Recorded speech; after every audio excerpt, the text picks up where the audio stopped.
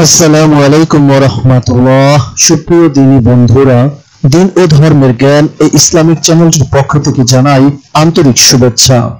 আল্লাহ তাআলা পবিত্র কোরআনের সূরা ইউনূসের ৬২ নং আয়াতে বলেছেন, আলা ইন্না আউলিয়া আল্লাহি লা খাউফুন আলাইহিম ওয়া লা হুম ইয়াহজানুন।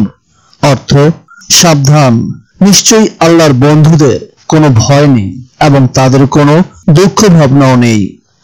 হাদিস শরীফে এসেছে, ইন্না আউলিয়া আল্লাহু লা ইয়ামুতুন বাল ইয়ামতাকিলু মিন দারুল ফানা ইলা দারুল বাকা। অর্থ, নিশ্চয়ই আল্লাহর বন্ধুদের কোনো মৃত্যু নেই, বরং তারা স্থানান্তরিত হয় ধ্বংসশীল ইহজগৎ হতে স্থায়ী পরজগতে। হাদিসে কুদসিতে এসেছে, ইন্না আউলিয়াই তাহতা কাবাই লা ইউরিফুম গায়রি ইল্লা আউলিয়াই। অর্থ, নিশ্চয়ই আমার বন্ধুগণ আমার জুব্বার অন্তরালে অবস্থান করেন, আমি ভিন্ন তাদের পরিচিত সম্বন্ধে কেহই অবহিত নহে, তবে আমার অন্যান্য আউলিয়াগণ ব্যতীত। রাসূলুল্লাহ সাল্লাল্লাহু আলাইহি ওয়াসাল্লাম পৃথিবী থেকে পর্দা নেবার সাথে সাথে নবুয়তের যুগ শেষ হয়েছে। এরপর দীর্ঘ যুগ পরে শুরু হয়েছে বেলায়েতের যুগ, অর্থাৎ ওলি আউলিয়াদের মাধ্যমে আল্লাহ তাআলা ইসলাম প্রচার কার্য জারি রেখেছেন। ওলি আউলিয়াগণ আল্লাহর সুবাস, তাদের সাথে আল্লাহর মধুর রহস্যময় সম্পর্ক। কিয়ামতের মাঠে আল্লাহ পাক সকল আউলিয়াগণকে এক অনন্য মর্যাদা দান করবেন, যা পুরো মানবজাতি তা প্রত্যক্ষ করবে। প্রত্যেক জামানায় অসংখ্য ওলি আউলিয়ারা আসেন, তাদের বেশিরভাগই লোকচক্ষুর অন্তরালে থেকে যায়। কিয়ামতের আগ পর্যন্ত তাদের আবির্ভাব হতে থাকবে। চলুন জেনে আসি তেমনি এক আল্লাহর বন্ধু অর্থাৎ আল্লাহর ওলি সম্পর্কে। সামান্য একটা ছোট বালক, সে কিনা বলে আল্লাহ এক। এক শিক্ষা প্রতিষ্ঠানের শিক্ষক ছাত্রদের শিক্ষা দিতে গিয়ে বলছিলেন, আমাদের স্রষ্টা হলেন তিন আল্লাহর অন্যতম। আর তখনই ছোট্ট বালক বলে উঠল, আল্লাহ এক। তিনি শুধু বিরক্ত হলেন তাই নয়, রাগও হলো ছোট্ট বালকের উপর। তিনি আবারও তিন আল্লাহর কথা বললেন, কিন্তু কিছুতেই সে বালকের মুখ দিয়ে তিন আল্লাহর স্বীকৃতি আদায় করা গেল না, বরং ওই প্রতিষ্ঠান ছেড়ে সে হাজির হলো হযরত আলী ইবনে মুসা রেজা রাহমাতুল্লাহ আলাইহির দরবারে। তার পিতামাতা খ্রিস্টান ছিলেন, কিন্তু ছোট্ট ছেলেটি হযরত আলী রাহমাতুল্লাহ আলাইহির কাছে ইসলামের দীক্ষা গ্রহণ করলো। নিজ ধর্মে ও পরিবারে আর ফিরে গেল না।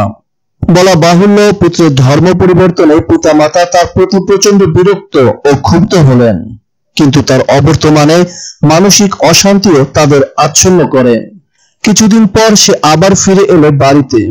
তার পরিবর্তিত আচার আচরণ তাদের উপর প্রভূত প্রভাব বিস্তার করে, আর পরিবারটি ইসলাম ধর্মে ধর্মান্তরিত হয়ে যায়।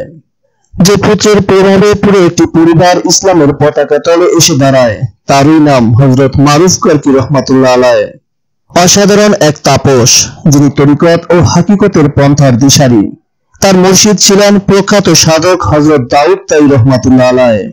একদিন তার দেহে একটি চিহ্ন দেখে হযরত মুহাম্মদ ইবনে তুসি রাহমাতুল্লাহ আলাইহি বললেন, এই চিহ্নটি গতকাল আপনার শরীরে দেখা যায়নি, হঠাৎ আজ এটি এলো কোথেকে? তিনি বললেন, গত রাত্রে নামাজ পড়ার সময় হঠাৎ আমার মনে কাবা শরীফে উপস্থিত হওয়ার ইচ্ছা হয়, আর সেখানে আমি উপস্থিত হই। কাবা ঘর তাওয়াফ করে আমি যখন জমজম কূপের কাছে পৌঁছাই, তখন হঠাৎ পা ফসকে পড়ে যাই। এটি তারই চিহ্ন। জায়নামাজ ও কোরআন শরীফ মসজিদে রেখে হযরত মারুফ কারকি রাহমাতুল্লাহ আলাইহি গেছেন নদীর তীরে, আর এদিকে এক বৃদ্ধা তার জায়নামাজ আর কোরআন শরীফ তুলে নিয়ে মসজিদ থেকে বেরিয়ে বাড়ির দিকে যাত্রা করলেন। পথে তার সঙ্গে দেখা। বৃদ্ধার কাছে জায়নামাজ আর কোরআন শরীফ দেখতে পেয়ে তিনি বললেন, মা, আপনার কোনো সন্তান কি কোরআন শরীফ তেলাওয়াত করে? তিনি বললেন, না বাবা। তাহলে আমার কোরআন শরীফ খানা ফেরত দিন, তবে জায়নামাজ খানা আপনাকে দিলাম।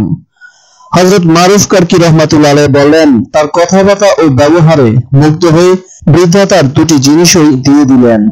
একদিন কয়েকজন সঙ্গী সহ তিনি চলেছেন কোথাও।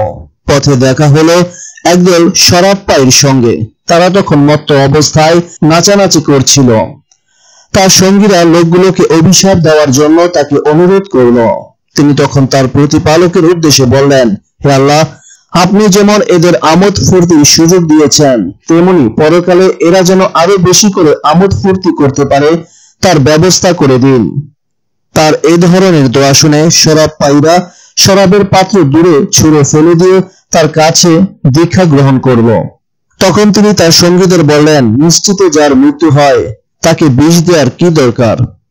একবার হযরত মারুফ কারকি রহমাতুল্লাহ আলাইহির এক অতিথি কিবলার দিকে ভুল করে নামাজ শেষ করলেন, কিন্তু পরে দিক ঠিক করতে পেরে তিনি হযরত মারুফ কারকি রহমাতুল্লাহ আলাইহিকে বললেন, নামাজের শুরুতে আপনি দিক ঠিক করে দিলেন না কেন? তিনি জবাব দেন, গরিব পাপীদের অন্যের কাছে হস্তক্ষেপ করা তখন শোভনীয় যখন তারা নিজেদের কাছ থেকে অবসর লাভ করে। হযরত মারুফ কারকি রহমাতুল্লাহ আলাইহির মামা শহরের কাজী ছিলেন। তিনি একদিন দেখলেন হযরত মারুফ কারকি রহমাতুল্লাহ আলাইহি এক বনের মধ্যে একটি কুকুরকে নিয়ে আহার করছেন। একবার এক গ্রাস নিজের মুখে দেন, আরেকবার কুকুরকে খাওয়ান। এই দৃশ্য দেখে মামা রেগে আগুন। তুমি একটা কুকুরের সঙ্গে খাচ্ছ, এতটুকু লজ্জা নেই? তিনি বললেন, লজ্জা আছে বলেই তো কুকুরকে খাবার দিচ্ছি। বলে উপর দিকে তাকিয়ে তিনি একটি পাখিকে ডাকলেন। পাখি নেমে এসে তার হাতের উপর বসলো আর নিজের পালক দ্বারা চোখ মুখ ঢেকে ফেলল। তখন মারুফ কারকি রহমাতুল্লাহ আলাইহি তার মামাকে বললেন, দেখুন, যে আল্লাহর নিকট লজ্জিত যাবতীয় বস্তু তার কাছে লজ্জিত। বলা বাহুল্য তার মামা বড় লজ্জা পেলেন। হযরত মারুফ কারকি রহমাতুল্লাহ আলাইহি বলেন, তিনটি কাজে বীরত্বের পরিচয় পাওয়া যায়: প্রতিশ্রুতি পালন করায়, দান না পেয়ে প্রশংসা করায়, না চাইতে দিয়ে দেওয়ায়। একবার তিনি কিছু ভালো খাবার খাচ্ছিলেন, তা দেখে এক ব্যক্তি বললেন, আপনি কি খাচ্ছেন? তিনি বললেন, আমি অতিথি। অতিথি সেবক যা দেন আমিও তাই খাই। একদিন তার ওযু নষ্ট হলো আর তিনি সেখানেই তায়াম্মুম করলেন। একজন বলল, দজলা নদী এত কাছে, তবু আপনি তায়াম্মুম করলেন? তিনি বললেন, হয়তো দজলা নদীতে পৌঁছবার আগেই আমার প্রাণবায়ু ফুরিয়ে যেতে পারে। তিনি বললেন, আল্লাহর উপর তাওয়াক্কুল বজায় রাখবে, প্রতি কাজে তারই দিকে প্রত্যাবর্তন করবে, সব রকম প্রার্থনা আবেদন নিবেদন তার কাছে করবে, কেননা কোন সৃষ্ট জীবই তোমার উপকার করতে পারে না এবং ক্ষতি থেকে মুক্ত রাখতেও সক্ষম নয়। কারো কাছে যদি প্রার্থনা করতে হয় তবে যার কাছে রয়েছে যাবতীয় বিধি ব্যবস্থা তার কাছেই করবে। আর যদি কোনো রকমের দুঃখ কষ্ট আসে তবে মন প্রফুল্ল রাখবে, এই হলো তার প্রতিকার। তিনি বলেন, ভীত অবস্থা থেকে দূরে থাকবে, যেহেতু আল্লাহ সবসময় তোমাকে দেখছেন, তাহলে তুমি মিসকিন সম্প্রদায়ের ভুক্ত হবে না। তিনি আরো বলেন, জীবকে যেমন পরনিন্দা থেকে সংযত রাখবে তেমনি বিরত রাখবে প্রশংসা থেকেও। একবার একদল শিয়া হযরত মারুফ কারকি রহমাতুল্লাহ আলাইহিকে হযরত মুসা রিজা রহমাতুল্লাহ আলাইহির ঘরে 21 দিন ধরে বন্দী করে রাখে আর তার উপর দৈহিক নির্যাতনও চালায়। মারের চোটে তার কোমর ভেঙে যায় আর তিনি শয্যাশায়ী হয়ে পড়েন। একদিন তিনি নফল রোজা অবস্থায় জোহরের সময় বাজারে গেলেন। একজন ভিস্তি চিৎকার করে বলতে লাগলো, যে ব্যক্তি আমার এই পানি পান করবে আল্লাহ তাকে অনুগ্রহ করুন। এই কথা শুনে তার কাছ থেকে পানি কিনে পান করলেন। লোকজন বললেন, আপনি তো রোজাদার ছিলেন। তিনি বললেন, হ্যাঁ তা ছিলাম, কিন্তু আমার লক্ষ্য আগ্রহ ছিল তার অনুগ্রহের উপর। হযরত মুহাম্মদ ইবনে হুসাইন স্বপ্নযোগে তাকে জিজ্ঞেস করেন, আল্লাহ আপনার সাথে কিরূপ আচরণ করলেন? তিনি বলেন, দয়াময় আমাকে মাফ করেছেন। তখন হযরত হুসাইন তাকে আবার শুধালেন, তা কি ধর্মনিষ্ঠার জন্য?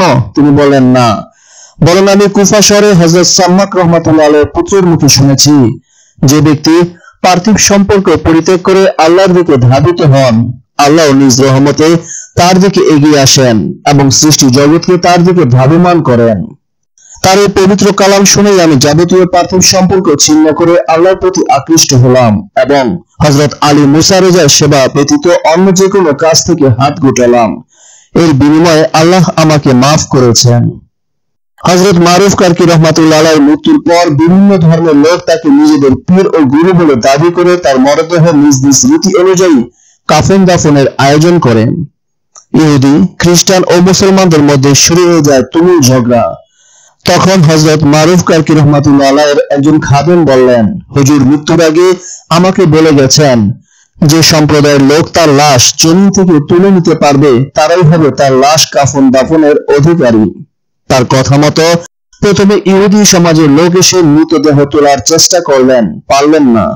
ভূমি থেকে এক চুল পরিমাণও উপরে তুলতে না পেরে লজ্জিত হয়ে তারা ফিরে গেলেন। এরপর এলেন খ্রিস্টান সম্প্রদায়, কিন্তু তারাও ব্যর্থ হলেন। শেষে এলেন মুসলিম সমাজের মানুষ।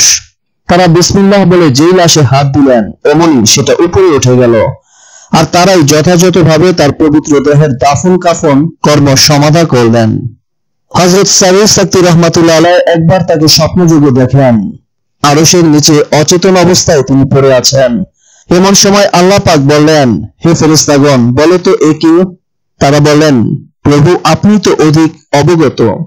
তখন আল্লাহ পাক বললেন, এই হলো মারুফ, যে আমার প্রেমে জ্ঞান হারিয়েছে। আমার দিদার ছাড়া অন্য কিছুতেই তার জ্ঞান ফিরে আসবে না।